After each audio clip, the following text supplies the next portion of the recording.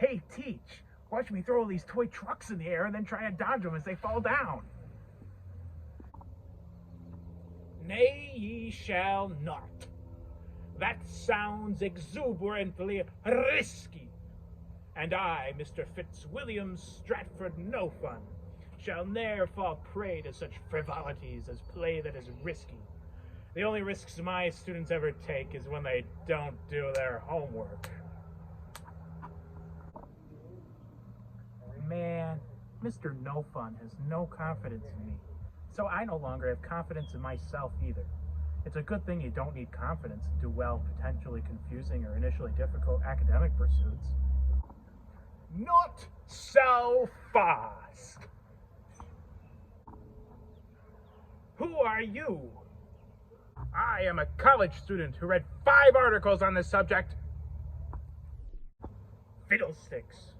Well, why have you assaulted the previously pristine educational sanctuary with your moaning and groaning?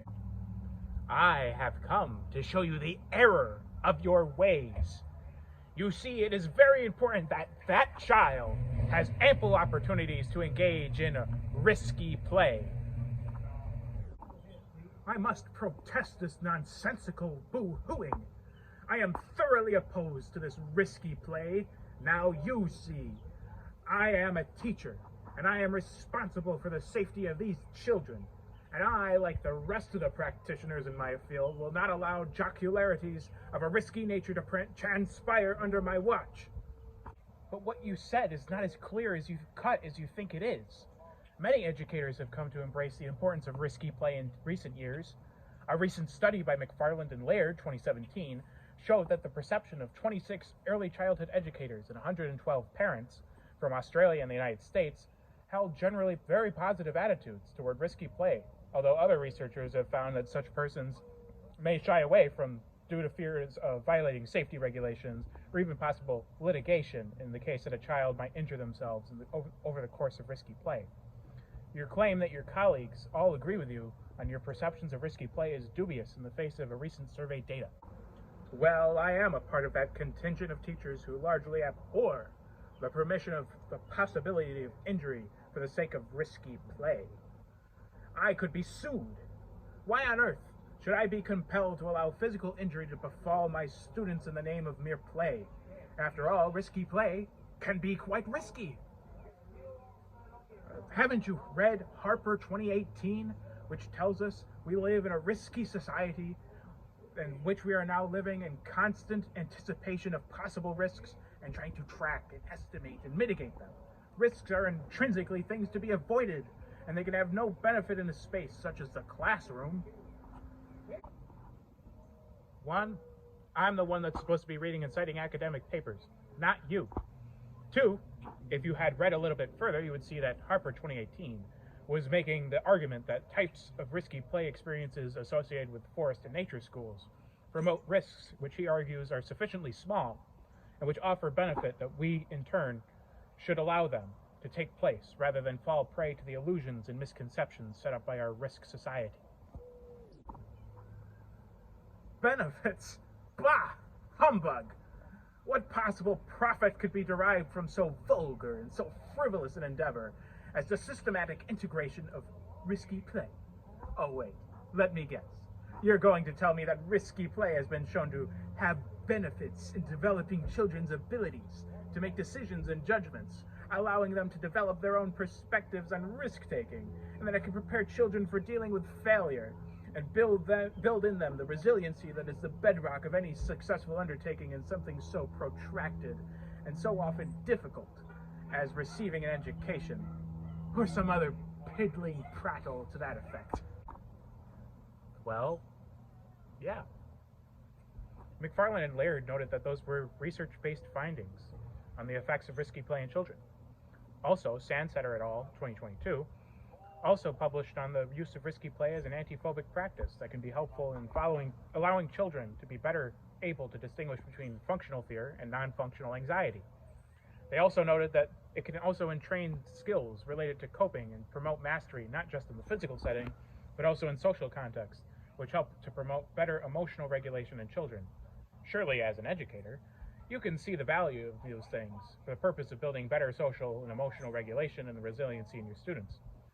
Even ignoring the importance of personal development, which you shouldn't, it is also intrinsically beneficial for the students to be accustomed to failure and problem solving so they can withstand the pressures of learning in the classroom. Children who fail in my classroom are forced to commit Sudoku. You mean seppuku?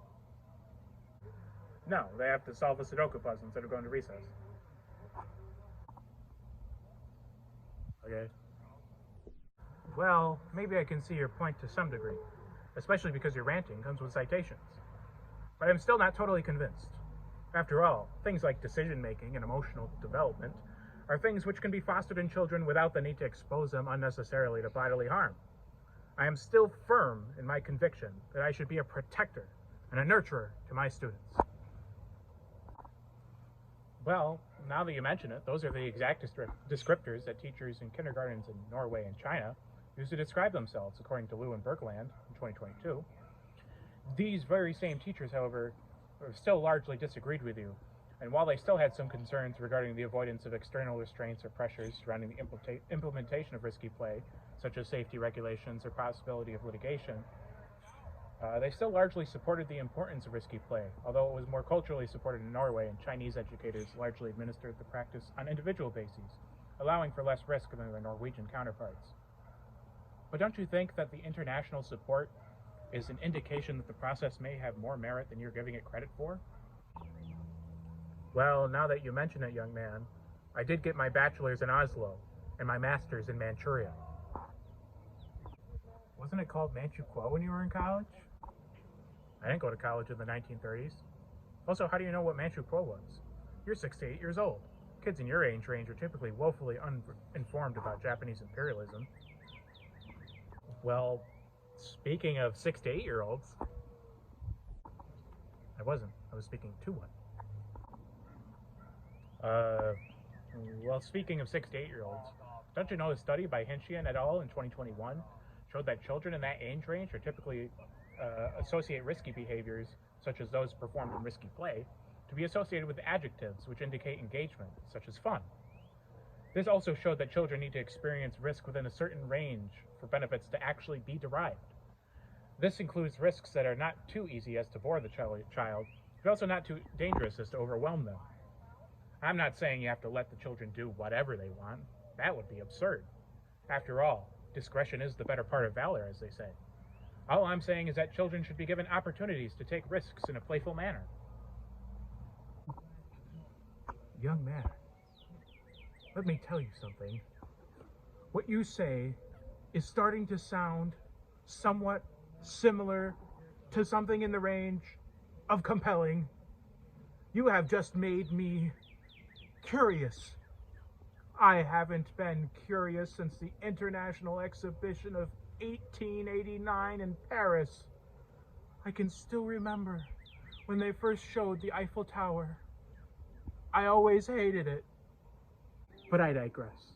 Please tell me more about this risky play before I reminisce even more. Thank you. Well, one more thing I can say is that risky play has also been shown to increase children's risk competence, at least according to Higginbottom et al. In 2022. One detail from the research showed that children were better able to adapt their feelings and actually come out of their experiences more prepared for hazards that they encounter in the classroom. I believe the specific example they used was a child who slipped because they did not take off their socks, and then were able to assess the risk and put their socks back on, and then they were fine. They learned to deal with that risk.